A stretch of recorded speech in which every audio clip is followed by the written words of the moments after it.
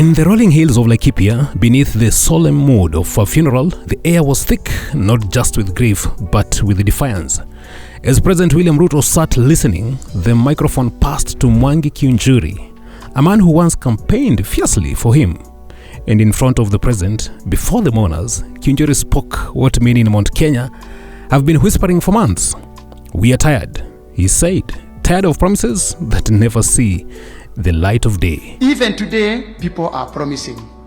Kwanza president vita yako kubwa watu wanasema you promise lakini unapiga kona. It was more than a statement, it was a warning, a message to the head of state that the mountain that crowned him king is growing restless. So, what are the cracks in the mountain? Mount Kenya was once Ruto's political fortress, the region that turned out in record numbers to give him the presidency. In 2022, he was the darling of the hustler nation, the man who promised roads, industries, markets, and modern stadiums in Nyahururu and Nanyuki. But 3 years later, those promises remain unfulfilled.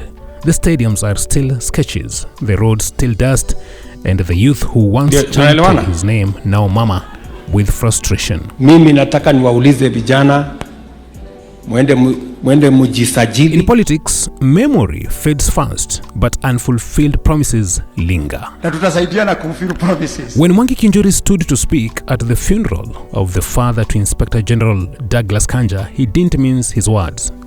He told the president plainly and publicly that Mount Kenya was losing patience. His tone wasn't rebellious, it was wary. A reflection of a region that feels it has waited long enough for the roads to be tarmacked, the economy to revive, and the pledges to materialize. Hiyo ni shida, I have to be very honest. Hiyo ni shida umekuja naye, umetoka huko umeniletea shida hapa nyumbani. For Kiunjuri, it wasn't just politics, it was honesty. And in that moment, he spoke not for himself, but for thousands who are wondering whether Ruto still remembers the promises made to the mountain. Abraham was given a promise. Even today, people are promising. Kwanza president vita yako kubwa watu wanasema you promise lakini unapiga kona. What is the cost of these broken promises? For President Ruto, this is more than bad optics, it's a political liability. Mount Kenya's support was not built on emotion, it was built on trust. And trust, once shaken, is hard to rebuild. The people of central Kenya are practical. They measure leadership, not in speeches, but in tarmac. Not in slogans, but in school roofs, markets, and water projects. If by 2027 those promises remain unrealized, Ruto's strongest base could run into his biggest challenge. Disillusionment breeds apathy, and apathy is a silent killer of political campaigns. The opposition is watching and waiting. In politics, nothing serves better ammunition than a broken promise. Opposition leaders are already preparing to paint Ruto as a man who said much but did little, who used the hustler dream to rise, only to forget the hustlers who carried him there. They will point to the unbuilt stadiums, the delayed roads, the rising taxes, and the struggling farmers. They'll tell voters that the mountain gave everything and got nothing in return.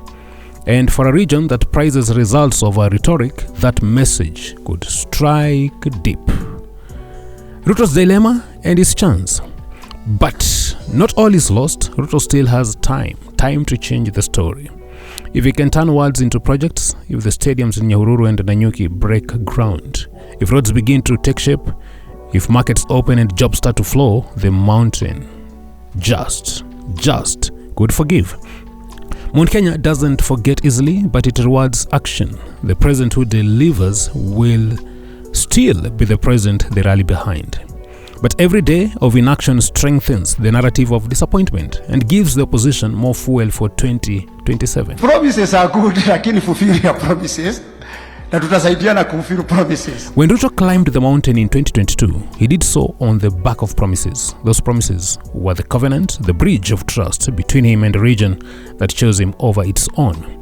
Today, that bridge is cracking under the weight of expectation. Leaders like Kiunjuri are not attacking, they are warning. Warning, the mountain's patience has limits. If Ruto listens and acts, he can repair the cracks. But if he doesn't, the same cracks could widen into political fault lines that even his charm and strategy cannot mend. To push the contractor to come on site. The contractor never came on site. Therefore, the mountain gave Ruto its heart, its votes, its faith. Now it asks only one thing in return: delivery. As 2027 draws closer, the question is no longer about loyalty, it's about trust. And in politics, trust once lost rarely returns. Thank you for watching. Look out for our next episode. This is Inside the Calling.